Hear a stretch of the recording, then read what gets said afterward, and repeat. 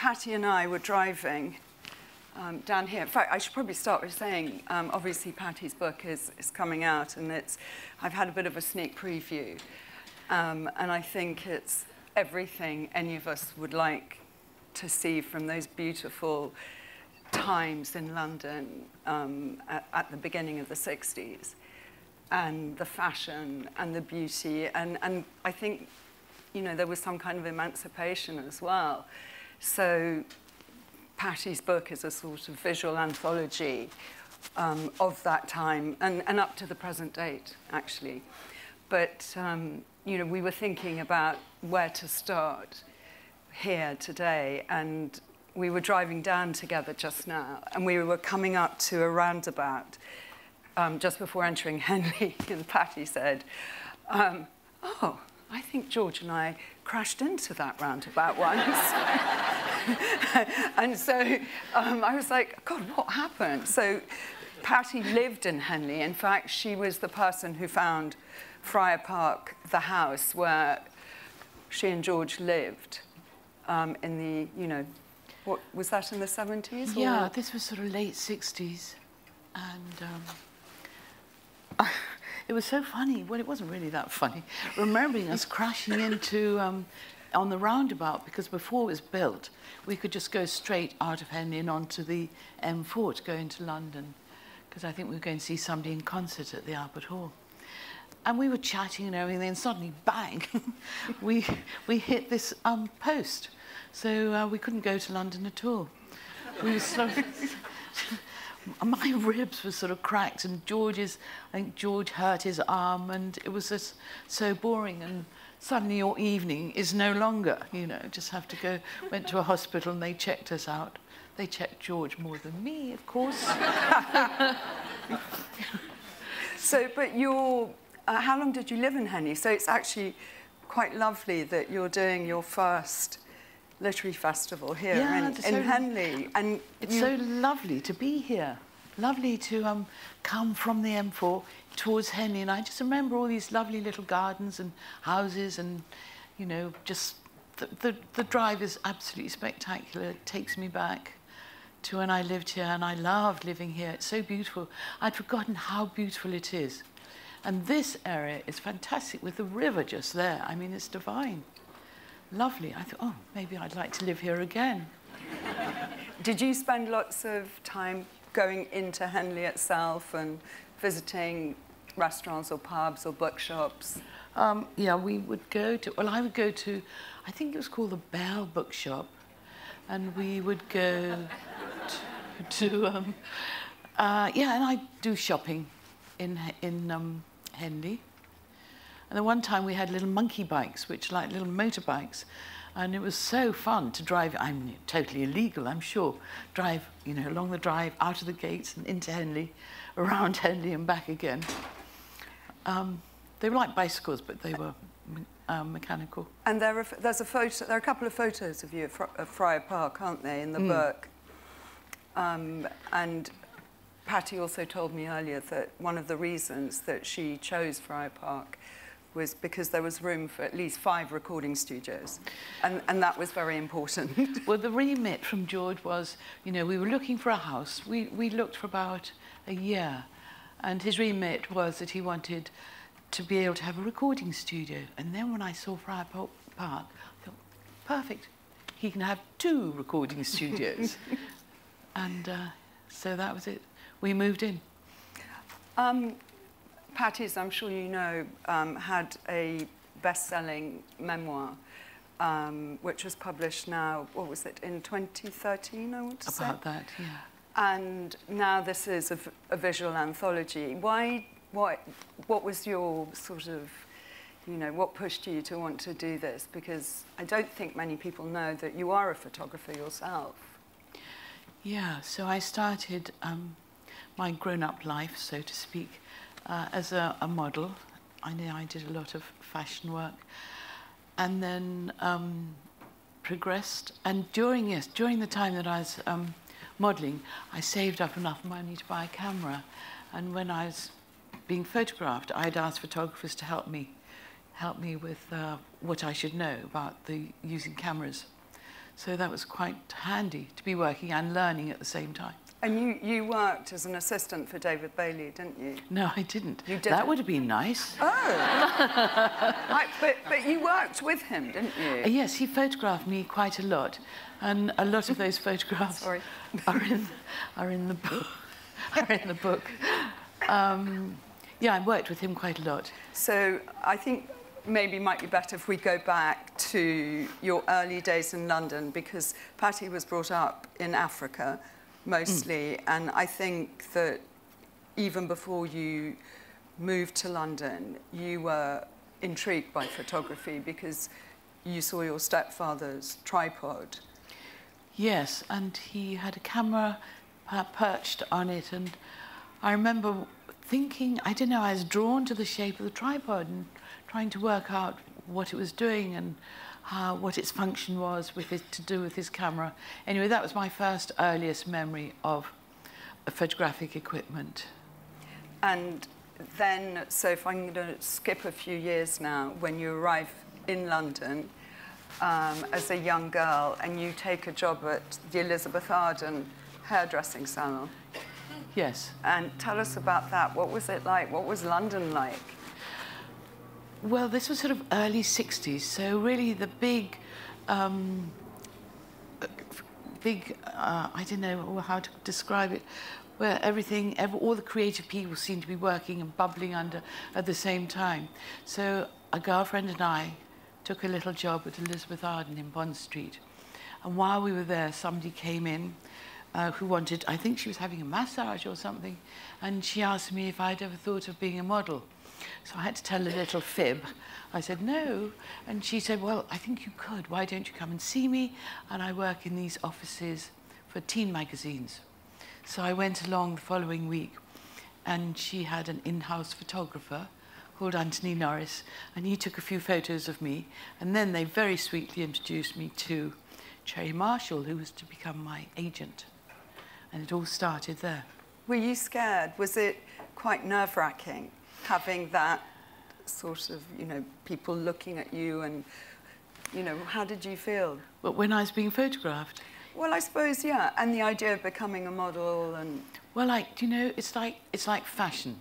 I see it as a fantasy, you look at clothes and, I could be this person or that person, depending on what you're trying on, and so when you're a model, you fantasize as well about being this wonderful person wearing these gorgeous clothes. And then after the shoot, I thought, phew, I got away with it. They thought I looked good. Because I remember you saying about how you would be racing across London with your A to Z, going to castings, and what was for you, I suppose, important shoot? Who shot you?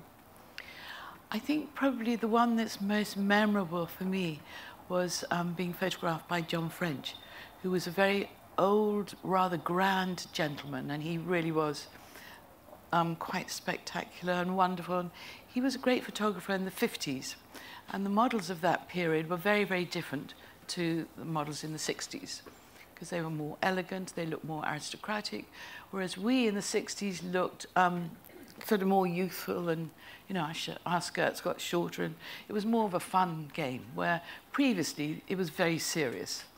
And anyway, this was one of my first shoots with John French, and there are about 30 or 40 models from that older period, and me, young me, so that's 17, 18, sort of in the front. And I suddenly felt really very young. And then, but what was interesting about this photographer was that he set us all up and he looked at the lighting, and then he'd say to his assistant, okay, like a conductor, 1, 2, 3, and then the conductor would click the shutter. So he didn't actually touch it himself. Did he not? No, God. He would look through the lens, so he knew what he wanted, and he knew where he wanted to place everyone.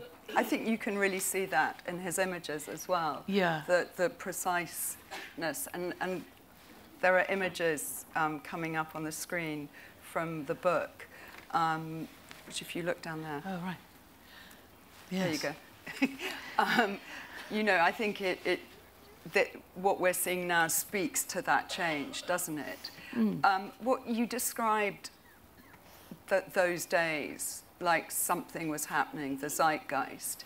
And obviously, you, not long after, very much become part of the zeitgeist. So do you want to tell us a little bit about how that came about and your first meeting with the Beatles? My agent every day or every week would give me a list of photographers to go and visit, either because I had a job or because she wanted me to show the photographers my photographs in order to get jobs. And so I was working somewhere one day, and the assistant photographer said to me, after this job, you've got to go to so-and-so address. So luckily I had my portfolio of photos with me and went along to wherever it was. And I went in, the usual bunch of girls all sitting there waiting to go in and for their photographs to be looked at. And then it was my turn, and I went in, and I recognised one of the men because I had done TV commercials with him called Dick Lester. And so they looked at my photographs, and I went home. And then my agent phoned me in the afternoon and said, "You've got a job in the Beatles film." I said, "How did they don't know me? How come I've got this job?" And they said, "Well, the interview you went for was for a part in the film." And then I panicked, and I thought, well, you know, I can get away with being a model, but, you know, to be an actress is, you know, a big step. So not me at all. And so I said, "Oh, no, I can't do it, I can't do it." And then she said, "Of course you can. You've only got to say one word." And I thought, I can do that. I can definitely do that.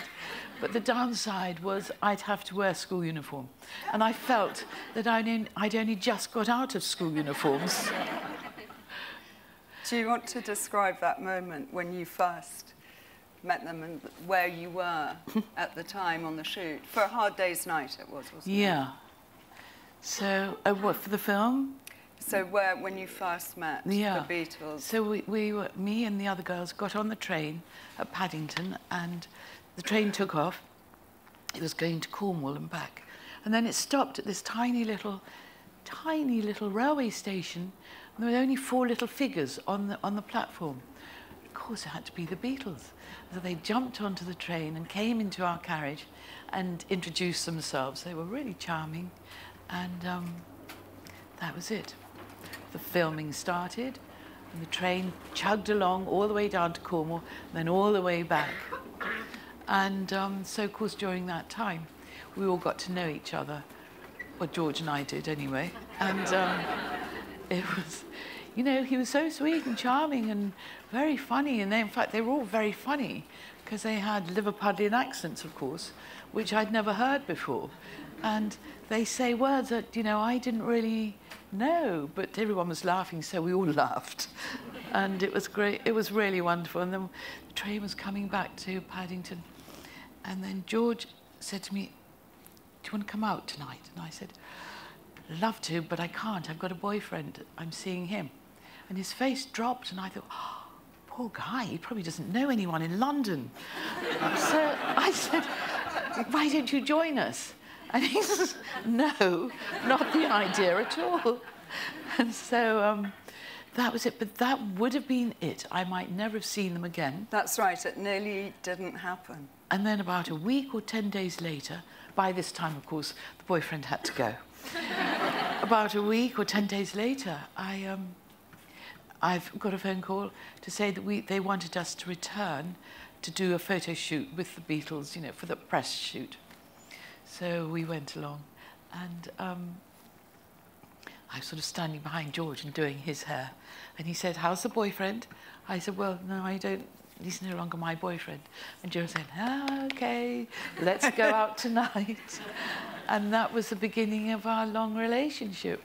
I think what's lovely also is the way in which you describe that night, that dinner, and that you were actually both escorted by the Beatles manager, and you were quite relieved.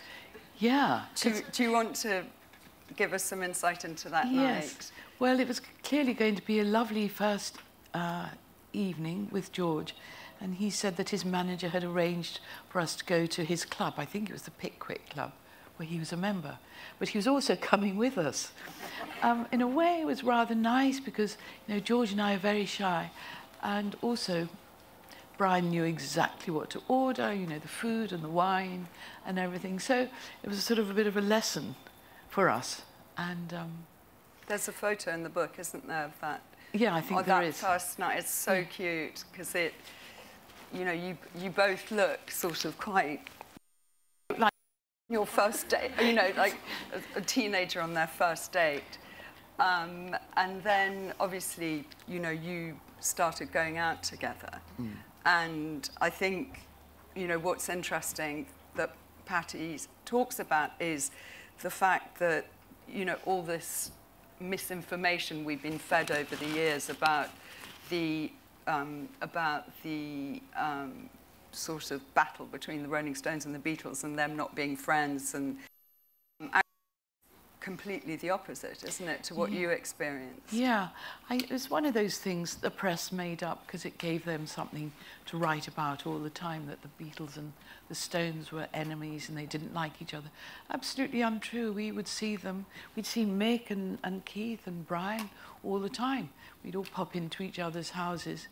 In fact, Mick came over to our house when we lived in Esher before Henley.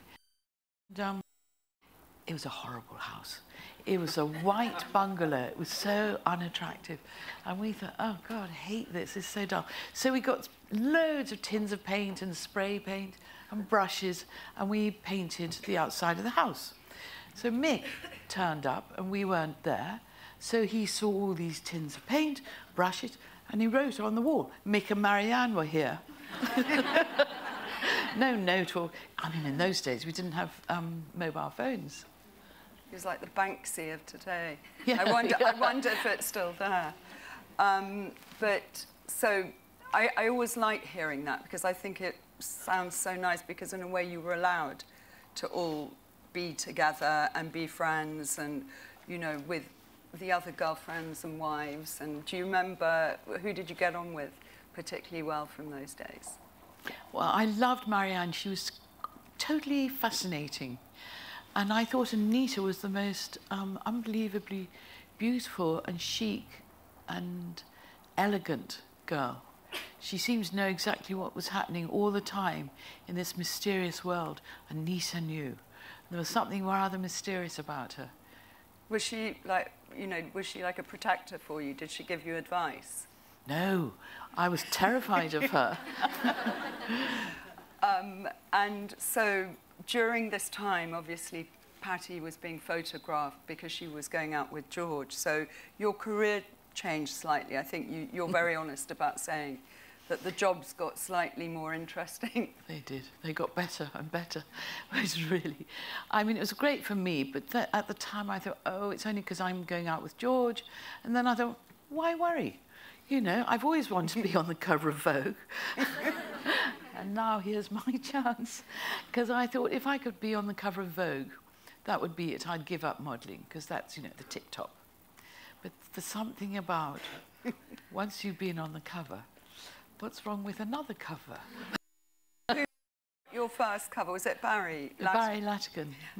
And so it sounds like you were quite comfortable with that sort of, you know, what would I call it? Because now, obviously, it's so one is so overexposed. But for you, it must have, what did it feel like being on the cover of Vogue? Well, I mean, I think you've told us, I loved it. I loved it. I was, but of course, you see, the thing is, I'm sure models are the same today as they were then. We're very, very, very critical of ourselves. So even though I was on the cover, I immediately look at something that's wrong. Either a bit of makeup's not right, or oh, my lipstick's wrong, or, you know, there's always something wrong that, you know, it's never perfect. Do you think that today when you look at them? No, I think today, I think that what they're doing is too much airbrushing. So there is perfection, but it's not real. Yes. You know, I think there's a lot of models don't like it today. They find it a representation of something which is not them, presumably. Yeah. But when you look back at your own images on the cover of Vogue, which are in the book, obviously, how do you look at yourself more kindly now? I think she looks all right. Does yes. she? Yeah. No, yeah. I'd say she does. Yeah. Definitely. So I think the next moment in your life happened outside. You were inside a car and George went and spoke to his manager and then came running back to you. Yes, he said, oh, Bryan said that we're not on tour and we're not recording in January. Should we get married? And I, oh my God, what a lovely idea. It's his way of asking me to marry him. It's so sweet. So I just thought, how lovely, a winter wedding. This would be really beautiful. But it wasn't quite because you weren't... I wasn't allowed to tell anyone. Yeah. Anyone. And so shopping for your wedding outfit on your own is not quite the same, you know, as having maybe girlfriends. Mary Quant made something for you, didn't she? So, yes, the only person I told was Mary Quant. I don't know why, but I did. And she made me a red fox coat. Can you imagine wearing that now? No. And she made a Georgia black Mongolian coat. So these were our winter wedding coats, and they looked beautiful. Very short, of course, well, mine was. And it was, yeah. So, but still on the day, it was only on the day that anyone found out that you were getting married. Yeah, and we were married in Epsom Registry Office, and somehow some photographers found out. With and they photographed, and then we went to, you know, the painted house. Remind us what it was called. Was it fawn? Kinfawns. Kinfawns, that's right. I wonder what that means, Kinfawns. It's a strange name, isn't it? Sounds like a bit Lord of the Rings or something. Ah, okay. And how long were you at Kinfawns for? Did you have a wedding party? You did. You had a good party, didn't you? But it wasn't, you know, a party as I would call a party now. It was just, you know, family and my family and Paul McCartney, who was best man, and kind of that was it. No John Lennon or no John Ringo? No. I have a feeling, but you might know, I don't know. Someone will know. I have a feeling, I don't know. I can't remember what was happening, but anyway, it was only Paul that came. So what was it like being married to a Beatle? The big question.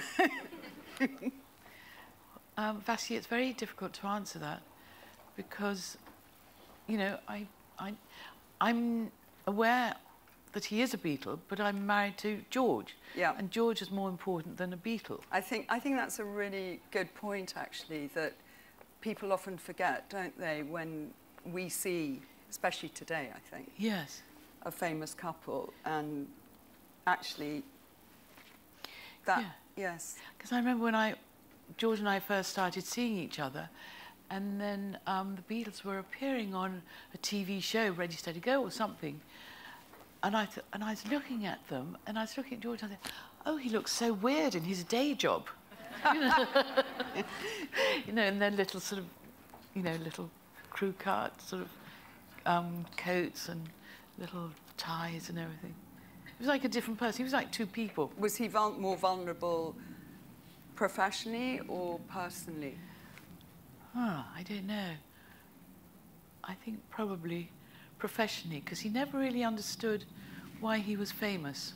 That's right. I remember you saying that. And he just thought, I'm just this boy from Liverpool.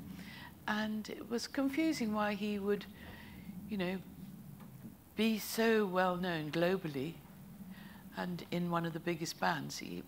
I don't know, he wanted to try and understand it, and it evaded him.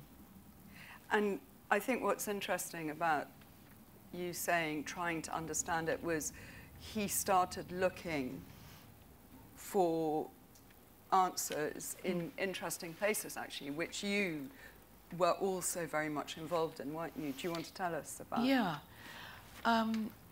We met the most wonderful sitarist called Ravi Shankar, and George was absolutely thrilled to meet him. And he invited us to India for 2 or 3 weeks so that we could learn a little bit about the culture and the music and, you know, and see wonderful sights and learn a bit more about spirituality and yoga, meditation, and everything that India offers, really. And we thoroughly enjoyed it. It was the most fantastic experience. And anyway, we came back, and then the Beatles went on tour to Australia. And while they were there, I saw a little advertisement in one of the Sunday papers for lessons in transcendental meditation. And I phoned my girlfriend and I said, should we go? And off we went to listen to meditation techniques. And when the Beatles came back from their tour, I told George about Maharishi and transcendental meditation. And then, I mean, things just happened in those days. The next week, McCartney phoned and said, there's this guy called Maharishi who's coming to London to give a talk on meditation at the Hilton. So we all went. And Maharishi couldn't believe his luck, you know, suddenly all the press were there and it was fantastic. All the Beatles? Yes, if one did something, we all did it. So we go to a nightclub, we'd all go, you know, team-handed. And was that for protection? Sorry to interrupt. No, but it's just so that we could all enjoy the same amount of fun, friendship together. And then I think the next day or 2 days later, Maharishi suggested we went to Wales so that he could give them more lessons and initiate them all in meditation. While we were there, the worst news came that Brian Epstein, their manager, had died. And it was so shocking to all of us. And if you see photographs of them now, you see they all sort of bleached out. They can't believe it. And so Maharishi said, well, this, I think, would be a very good time for you all to come to my ashram in India and get over this shock and mourn him properly in a quiet way. And you have more lessons about meditation. So we thought this was an excellent idea. It sounded great. So we went there for 2 months in the foothills of the Himalayas and learnt more meditation techniques. And we were there for 2 months. It was absolutely incredible. And during that time, the Beatles would play. They'd play outside, inside, everywhere, writing songs. And they wrote nearly all the songs for their White Album. And everybody was calm, everybody was loving, and it was just the most incredibly beautiful and perfect situation for them to be creative. They felt no pressure from the other people in the ashram.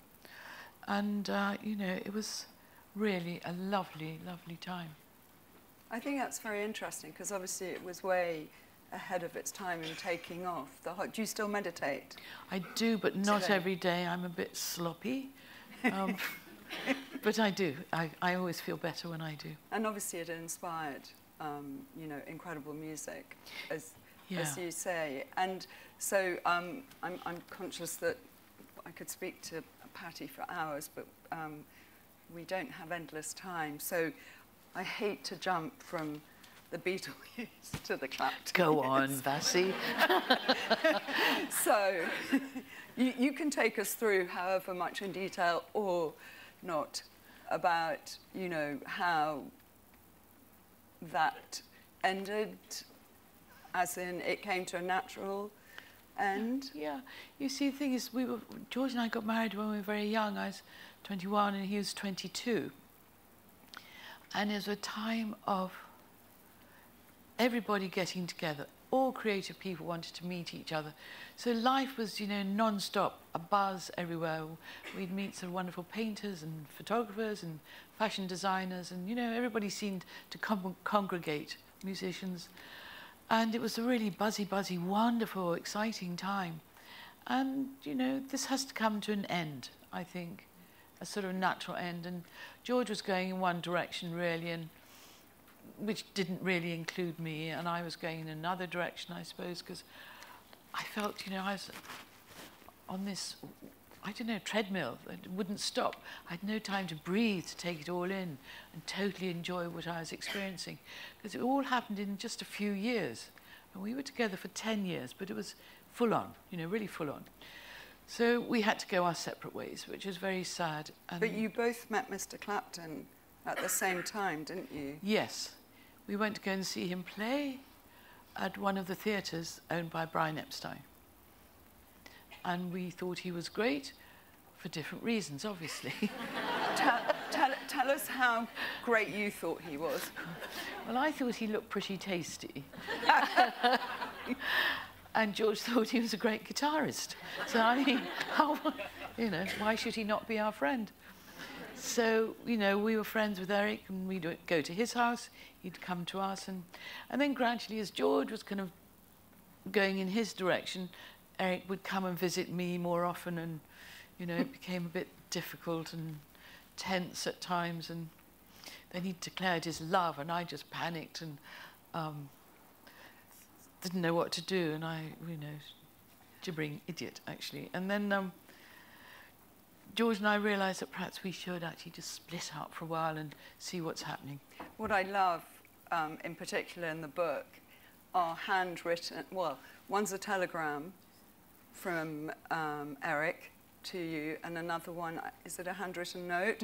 And I mean, it's so beautiful to actually see, you know, those romantic love, you know, love letters that I'm not sure, you know, still go on these days. But the tone of Eric's, you know, words was so deeply romantic and almost Shakespearean, I think.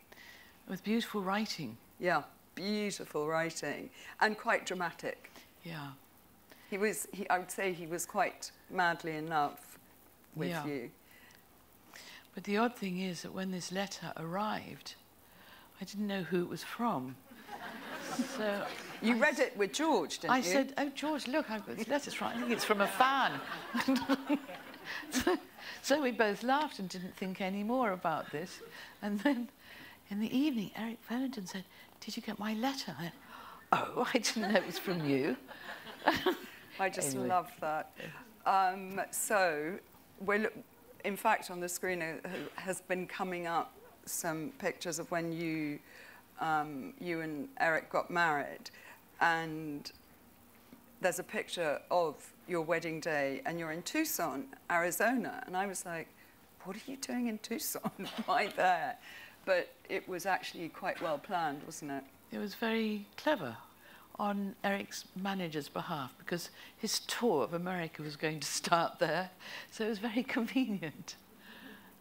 So anyway, we got married in this sweet little chapel with a Mexican preacher, and all Eric's roadies were there, and they were dressed in powder blue and pink tuxedos. They looked wonderful. They looked really good. And what you wore a silk dress? Yes. Do you remember who it was by? No, it was something I found in a vintage shop in LA. Love that. And so how did the Eric years roll out? They were huge fun because I had a new experience, which was going on tour. When I was with George, the Beatles never, well, they went on tour, but I was never allowed. The wives and girlfriends were not allowed because I think the security would be really stretched, and they were worried about us. So here I am with Eric, and going on tour was really exciting. And I was able to stand on the side of the stage, so I could see all the musicians, take photos, of course, and then just look out to all the thousands of people. It was really, you know, exhilarating and exciting. And the best part was when the musicians would all leave the stage, and then the audience would want them an encore. So in those days, no phones, so they'd flick their lighters, their big lighters. So it was glittering, lovely little lights everywhere. It was really of the times. It was fabulous. And you had quite the wedding party, didn't you, when you got back to England? And there was Mick and Jerry Hall were there, and who else was there? Well, Bryan, what's his name? Ferry. Bryan Ferry phoned me and he said, "Oh, Pattie," I said, "You're coming, Bryan?" He said, yeah, is there any press there?" And I said, "Bryan, no, it's our party, we don't invite the press." So I said, "Okay." So when he turned up, he was walking down the steps into the garden, and he said, "Is Jerry here?" And I said, "Yes." He said, "Is Mick here?" I said, "Yes." And he turned around, got back into his car, and took half the drive with him. He was furious, absolutely furious. Anyway, we had a nice, you know, lovely, beautiful, fabulous party, and one tent for all the kids and toys and nannies in there to look after them. And then we had a stage for musicians to play. And so, who played? Ringo and Paul and George and Eric. It was absolutely fabulous. I love that. I'm not sure it would happen today. Maybe I'm wrong, but you know, the fact that you were married to the ex-band mate, as it were, but not ex-band mate. You were the ex of a member of the Beatles, and yet they all came, including George. Well, you see, I think, Vassi, I might have said this to you before, but you see, musicians absolutely adore each other because of how they play, because of their music. And I think that transcends, you know, a social relationship that we have, all of us. But musicians have another relationship that, you know, will always be there, I think, that, you know, they love each other for how they play, what they play. Would you give any advice to anyone who's thinking of marrying a musician? I don't know what classical musicians are like. No, we're not talking about them. I think if you have your own passion in life, you're doing something you absolutely love, then, sir, by all means, go out with and marry a musician, because he will be totally involved with what he's doing. And so if you have something that you like, enjoy doing as well, it's fine. It's, you know, it's too easy to sort of lean on someone who is so creative and you want to listen to what they do all the time, or, you know, you can lose yourself in that situation. And I think that we probably don't, you know, the Eric years, actually the most interesting factor I thought was that 2-3 songs were written about you by Eric. And in fact, the one that's probably the best known, well, 2 of them are very well known, but there's one in particular was written before you started going out together, Layla. But Pattie said you immediately knew it was about you, didn't you? Yeah, I did, and I was a bit sort of nervous about this, because I thought, I'm sure if George hears it, he will know that Eric's writing this song about me, and I didn't want George to hear it. So I felt quite worried and nervous.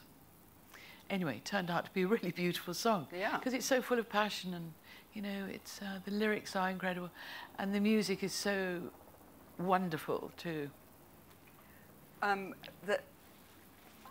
This completely going on a tangent, but whenever I think of the life you've led, I think of fashion as well. It's like all those dresses, and so I asked Pattie, you know, where are all the Aussie Clarks, the Mary Quants? And you're not quite sure, are you? Because you've lent some to girlfriends and forgotten about them. Yes, you do. I mean, in those days, we used to lend clothes, and then you forget who you've lent something to, and then if it doesn't return, then you move on somehow. And so I've lost a lot of clothes. Which is a shame, actually. I'm sure there are lots of beautiful old Pattie clothes being worn across the world. I hope so. Without people knowing. I hope somebody's enjoying them wherever they are.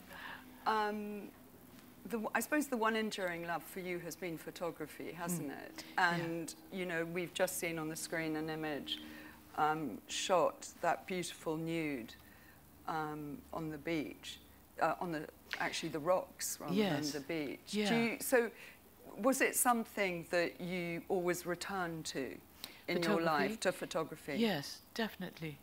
I know at the moment I'm really enjoying photographing flowers and plants.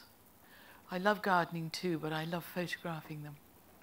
Because you now live, so I think rather sweetly the book ends in a picture of Pattie's current, oh, I shouldn't say current, your husband. Current, that's all right. I asked Pattie what it was like living, what was the difference between her husband Rod and the last 2, and what did you answer?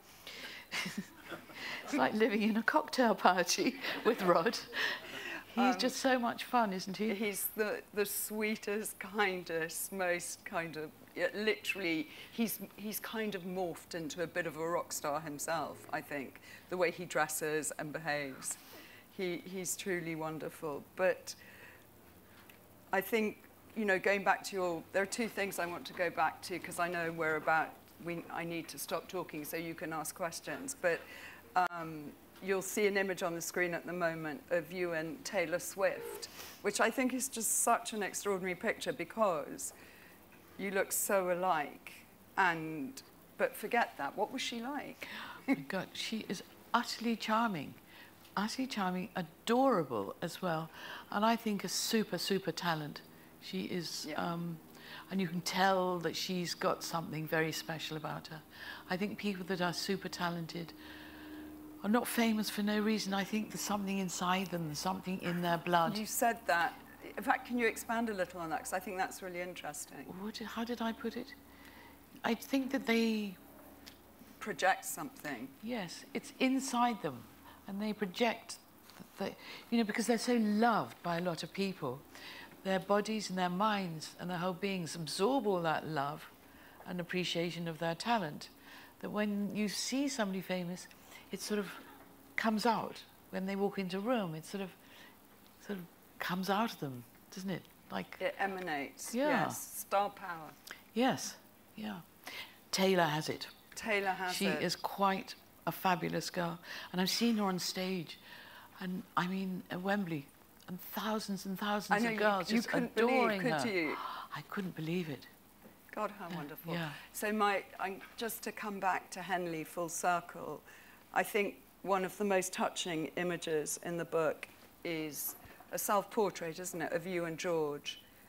Yeah. At Friar Park. No. Painted house. Oh, okay. Oh, the one in the snow. Oh, that one, sorry. Yeah, the one in the snow was at Friar Park. Oh, it was yes. the last time you saw him, wasn't it? No, the second to last time. Second to last. And I just think there's something very beautiful about that, both about your friendship that endured long past the divorce. Yeah, it did, absolutely. Yeah, I phoned him one day and I said, I want to see you. Can I come over for tea? And so I came to Friar Park, and it was snowing. It was very beautiful. And I wanted to photograph of us both in the garden with the snow. And so that was at Friar Park, last time I saw him at Friar Park. And then I would say about 6 months before he died, he phoned and said he was coming to visit Ringo, who lives quite near me. And was I in? Yes, I was in the dark room. And so he came over and brought some little gifts, and he was just, I think he wanted to see where I lived. And we walked into the garden, and there's an area where there's some little crazy paving. And there's some tiny little flowers out of the little cracks. And George said to me, and it was a little windy, and he said, oh, look, the flowers are shivering. I thought, oh, only George could say that. It's so beautiful to think of flowers shivering. Don't you think? Love that. No, I absolutely love that. I think maybe I'm desperate to ask Pattie so many more questions, but I'm also aware that you might all like to ask a question too. So shall we hand over? Yes. To the audience. Thank you. Thank you. Thank you very much.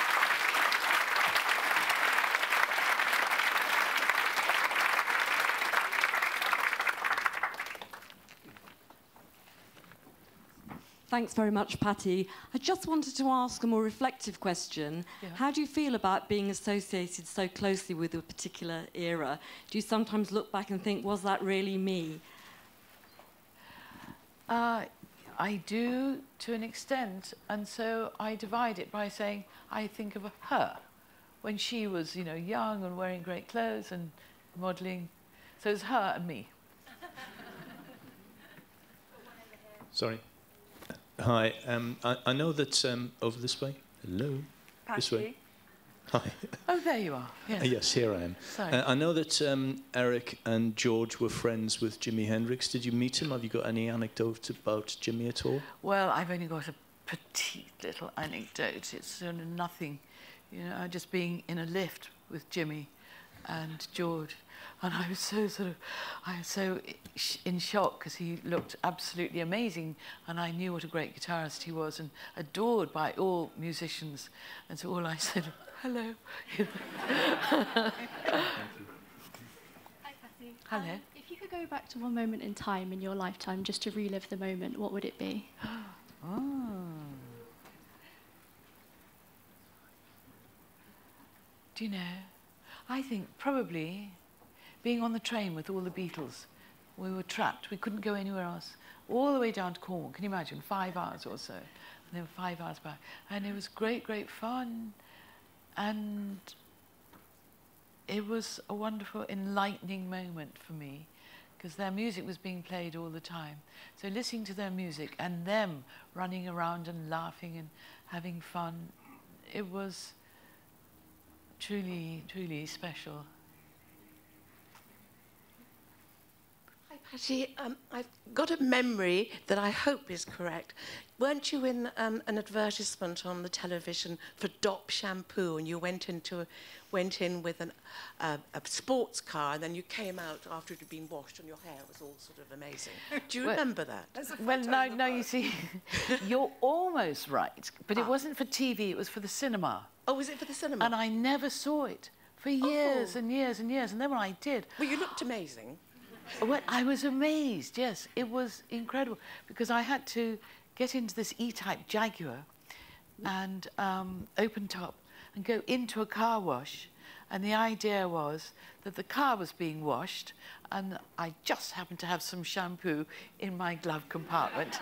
So I washed my hair, and as the car's being washed, and then the car's being dried and I'm being dried, and then drive off. It was a wild idea for the 60s, I think. Hi, Pattie. Hello. Lovely to see you again. Thank Looking you. amazing, Thank as you. always. What are your memories of the Beatles premieres? The film premieres?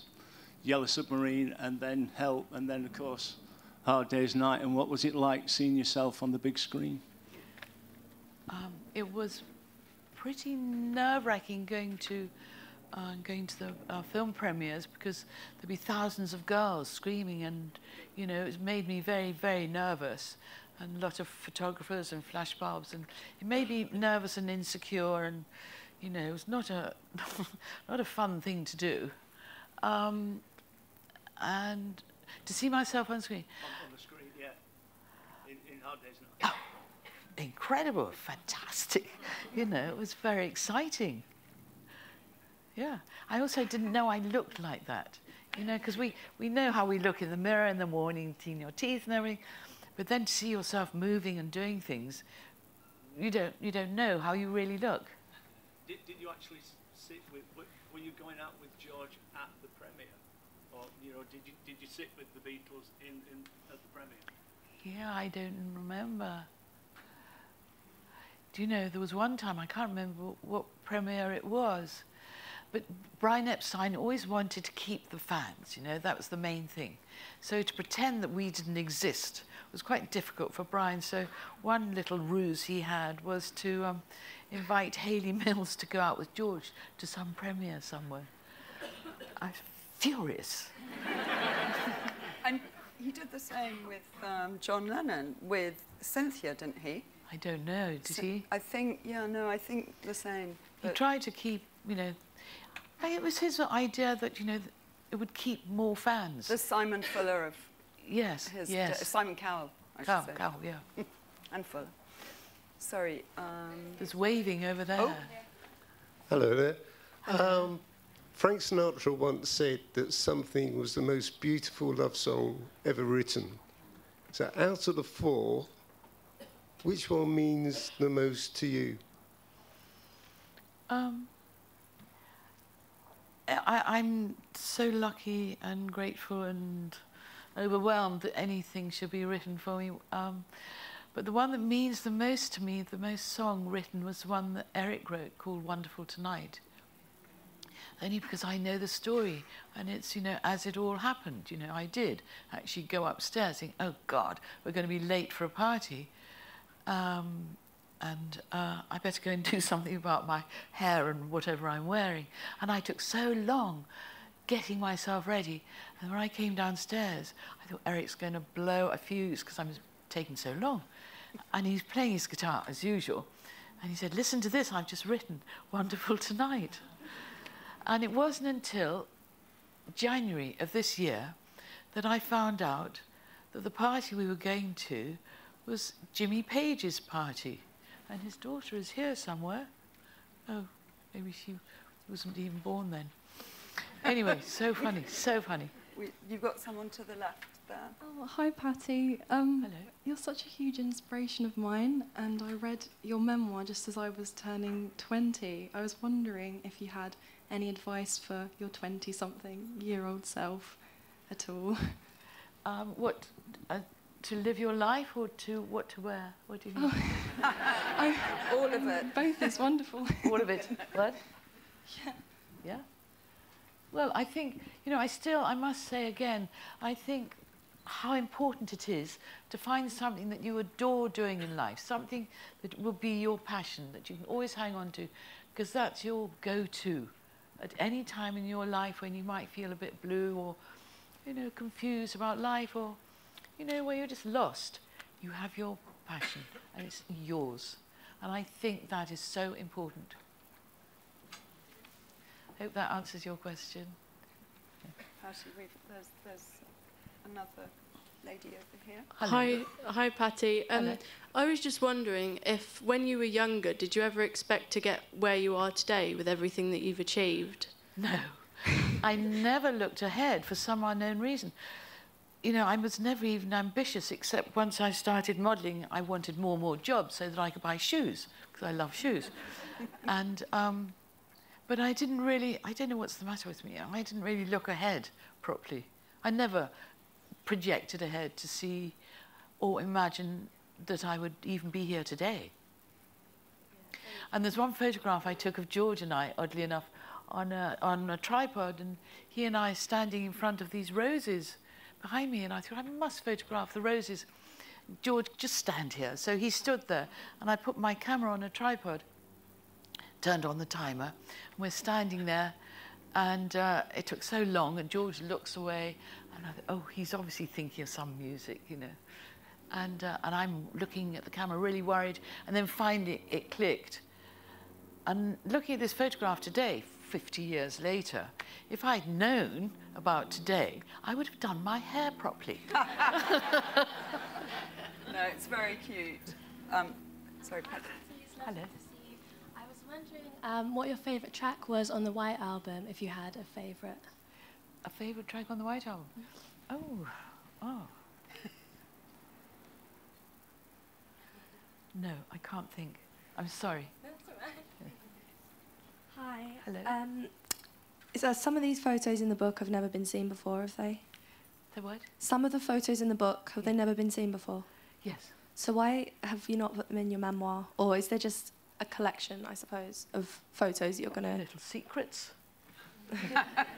It's just, you know, the guy who was putting the book together, the editor, came across more photographs, and also I have an assistant called Andy who's around somewhere, and he's got all my archive and everything. Oh, there he is. There's Andy. He's got all my archive, and sometimes I would have missed some photographs in a strip of black and white film or colour, whatever, and not really thought about it.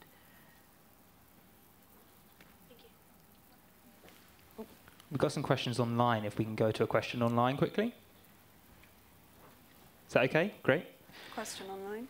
Yeah. So it says, Pattie, you're such an icon. How does it feel to now know you influenced and are loved by lots of young women who weren't even alive when you were modelling? Front row. Oh. I couldn't think where it was. The girls that you influenced. Right. Well, I'm very happy to hear that I've helped to influence some girls, because I know that growing up is quite difficult, I remember. And it's always nice if you have somebody that you can look up to for advice on life and on relationships and on, you know, life in general, really. I know I've had some wonderful, sweet letters from fans after I brought out my book, and they really, and it helped quite a lot of girls when they read my book. Are you smiling? That's such a lovely answer, actually. That really is. I think that's very pertinent. Me? Oh, hello, Pattie. Thanks very much for coming in. This is a question I hope you don't mind me asking. I've wondered for ages, why were you not on the roof at the rooftop concert? Are you married, by any chance? I have been. What? I have been. Yeah. Did your husband ever get a little cross with you? Okay. It Okay. happens. It Dodgy happens day. everywhere. I think George was a bit, cross with me that day. I can't remember. We'd had an argument. He said, "I'm going off to London," and off he went. And I didn't realise I was missing this big party. Very upsetting. Thank you. Anyway, can't go everywhere.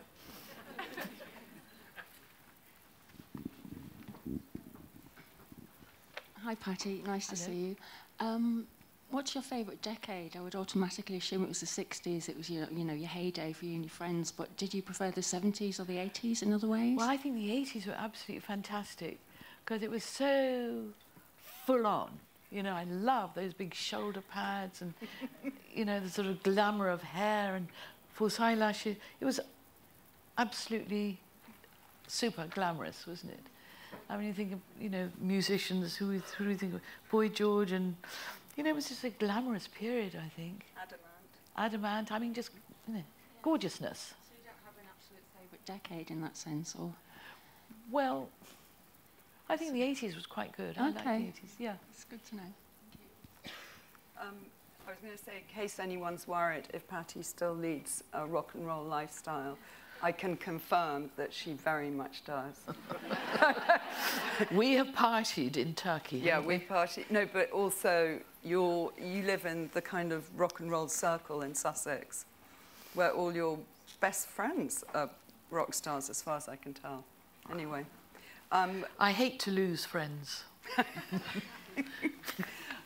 Good question, but unfortunately we have to finish here. I think, God, I could have done with another hour, but Pattie, thank you so much. And the book, if you would like to fill out a form which we'll get, so you can order the book, please go ahead and do so at the desk. But thank you so much for listening, and thank you to the wonderful Pattie. Thank you. Thank you.